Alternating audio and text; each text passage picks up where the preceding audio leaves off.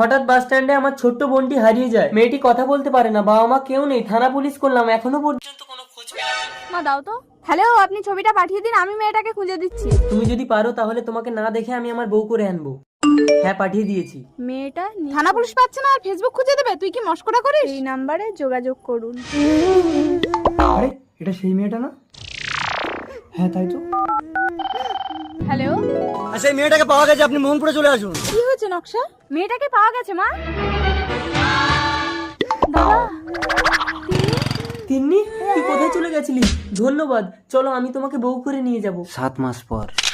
তোমাকে আর ফেসবুক করতে হবে না, গ্রামের মানুষ হাসাহাসি করছে। নকশা, বকুল, এই ফেসবুকের জন্য তুমি তিন্নিকে পেয়েছো, আমাকে পেয়েছো। তুমি এখন প্রেগনেন্ট। দেখো, তোমরা যেমন খিদে পেলে ভাত খাও, ফেসবুকটাও আমার কাছে তেমনই। এরা মরবে। ছাদের পাঁচিলে উঠে ছবি তুলবো।